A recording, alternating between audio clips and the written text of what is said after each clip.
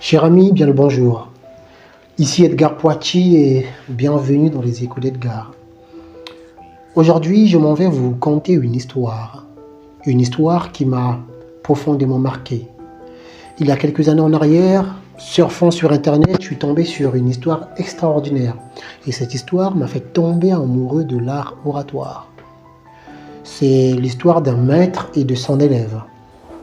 L'histoire de Corax et de Tisias.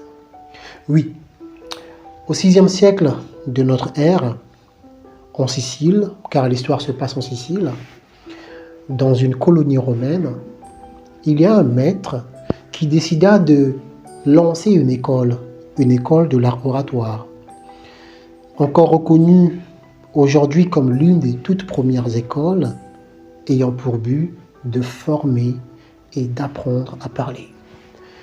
Il faut reconnaître qu'à l'époque, dans les colonies romaines, pour accéder à des postes clés comme dans la politique ou dans l'armée, l'art oratoire était le top des connaissances qu'il fallait avoir.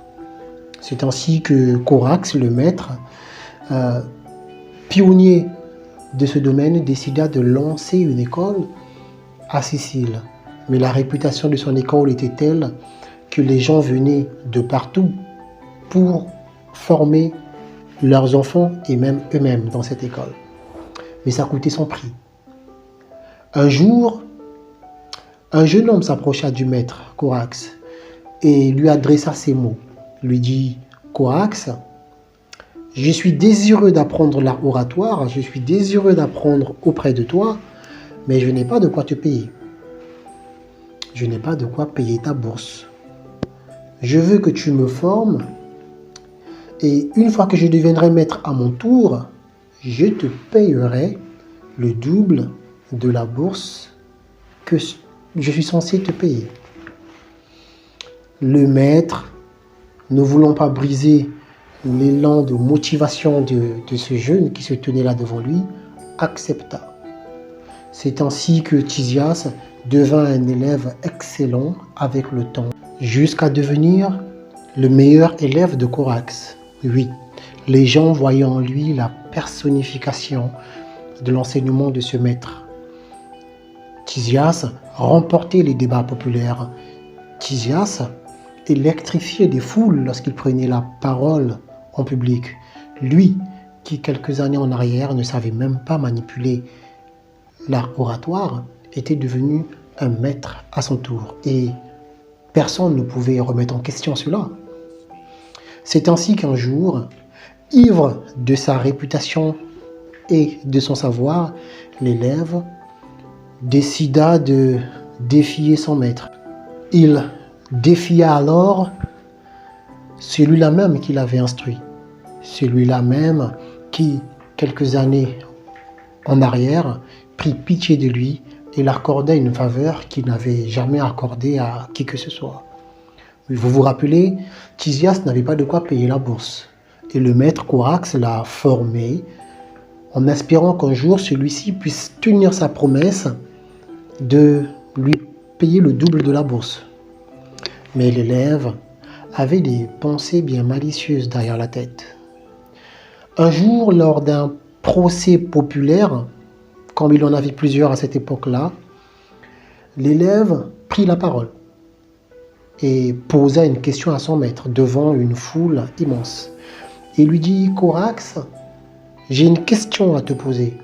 L'élève posa alors cette question à son maître. Le maître lui répondit, oui, mon élève, je t'écoute. Alors là, Tisias, l'élève, dit, j'ai une question. Peux-tu me dire ce que c'est que la rhétorique ? Étonné par cette question simple de son élève, le maître répondit avec fierté, la rhétorique, c'est l'art de convaincre un auditoire ou un interlocuteur. L'élève se saisit alors de cette réponse et dit à son maître, je veux te faire un procès devant ce tribunal concernant ta bourse, concernant ton argent. Si j'arrive à te convaincre que je ne dois pas te payer, alors je ne te payerai pas, car je t'aurai convaincu que je ne puisse pas le faire. Si au contraire, je n'arrive pas à te convaincre que je ne dois pas te payer, encore une fois, je ne te payerai pas pour motif que toi, le maître, tu ne m'aurais pas assez appris à convaincre. Étonnement des uns, consternation des autres, le maître resta immobile un instant et prit la parole. Dit à son élève, je vais à mon tour te faire un procès concernant mon argent. Si j'arrive à te convaincre que tu dois me payer, alors tu me payeras, car je t'aurai convaincu que tu puisses le faire. Si au contraire, je n'arrive pas à te convaincre que tu puisses me payer, encore une fois, tu me payeras, car cela prouvera que moi, le maître, j'aurai formé des élèves capables de l'emporter contre leur maître. Étonnement des uns, consternation des autres, les juges du tribunal populaire comprirent qu'il n'y avait pas d'issue à un tel dilemme oratoire. Ils décidèrent alors de laisser les deux parties régler cette histoire à l'amiable. Aujourd'hui encore, plusieurs siècles après, cette histoire appelée le dilemme de Corax illustre une impasse argumentative où les deux parties semblent avoir raison et ce, peu importe le verdict. Le dilemme de Thiaz, moi, m'a fait tomber amoureux de l'art oratoire. C'est pourquoi je voulais partager cette histoire avec vous. Mais rappelez-vous, avant de prendre pitié de qui que ce soit et de lui apprendre ou de lui transmettre vos connaissances, rappelez-vous cette citation qui dit « Maître malin, élève, malin, ennemi ».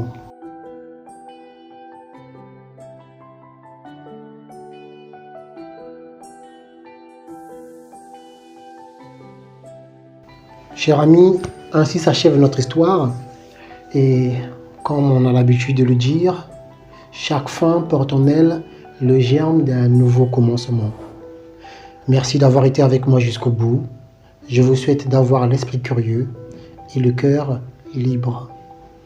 Nous nous retrouvons bientôt pour une nouvelle histoire et d'ici là, prenez soin de vous. Merci.